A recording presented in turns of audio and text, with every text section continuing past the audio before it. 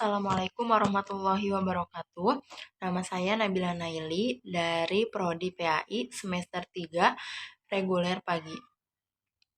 Saya di sini akan menjelaskan tentang materi perencanaan dan pengambilan keputusan.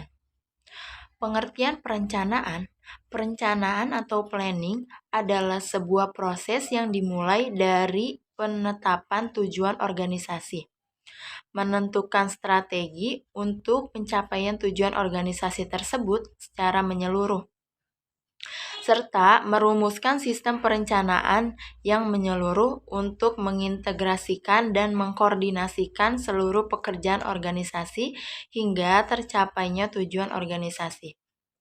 Perencanaan dapat dilihat dari 3 hal, yaitu proses, fungsi, manajemen, dan pengambilan keputusan.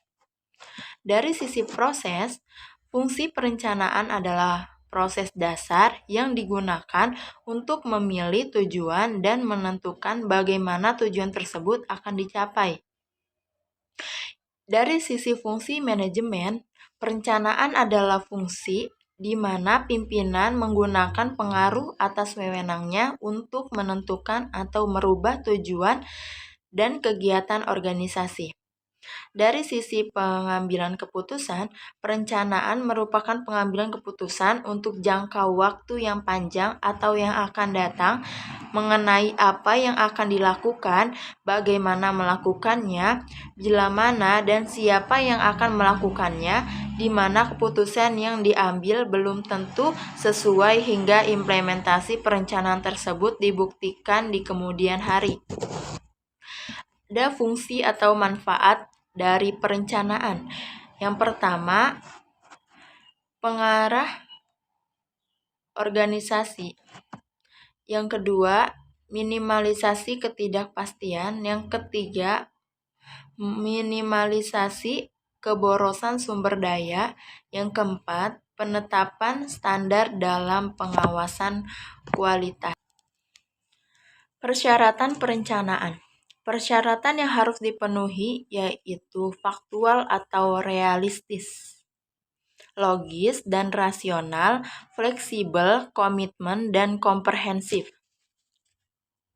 Peran tujuan dan rencana dalam proses perencanaan. Tujuan pada dasarnya adalah hasil akhir yang diharapkan dapat diraih atau dicapai oleh individu, kelompok, atau seluruh organisasi. Rencana adalah segala bentuk konsep dan dokumentasi yang menggambarkan bagaimana tujuan akan dicapai dan bagaimana sumber daya perusahaan akan dialokasikan. Penjadwalan dari proses pencapaian tujuan hingga segala hal yang terkait dengan pencapaian tujuan. Jenis-jenis tujuan berdasarkan jumlah, tujuan tunggal, dan tujuan yang banyak, berdasarkan kejelasan, tujuan yang dinyatakan, dan tujuan yang aktual, berdasarkan keluasan dan waktu pencapaian, tujuan strategi, tujuan taksis, dan tujuan operasional. Jenis-jenis rencana.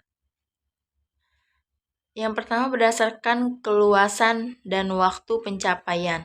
Rencana strategis, tahu jangka panjang. Rencana taktis,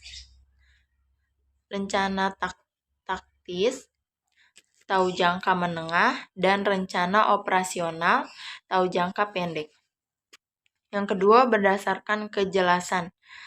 Rencana spesifik, rencana direktif.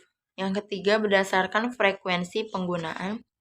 Rencana sekali pakai dan rencana yang dipergunakan secara terus-menerus. Beberapa alat bantu perencanaan. Perencanaan dengan flowchart. Flowchart adalah model grafik yang menunjukkan model sistem yang menggambarkan kejadian yang berkesinambungan.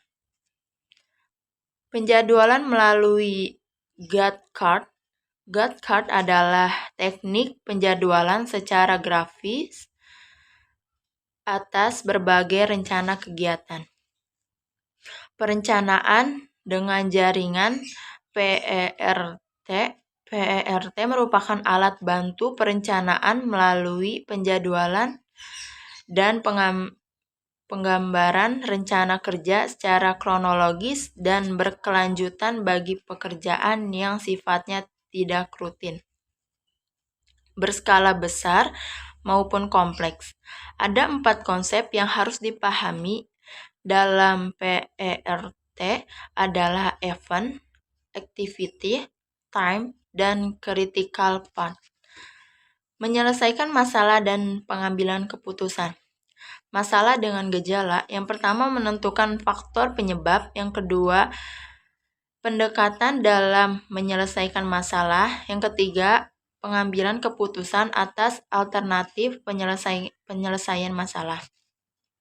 Lingkungan dan pengambilan keputusan. Yang pertama, keputusan pada saat keadaan yang pasti. Yang kedua, keputusan pada saat keadaan yang tidak pasti. Yang ketiga, keputusan pada saat keadaan mengandung resiko. Memperbaiki keputusan. Yang pertama, penggunaan aturan terhadap alternatif keputusan. Yang kedua, pengujian terhadap berbagai alternatif keputusan. Yang ketiga, mengambil keputusan secara kelompok. Sekian yang dapat saya sampaikan. Kurang lebihnya mohon maaf. Wassalamualaikum warahmatullahi wabarakatuh.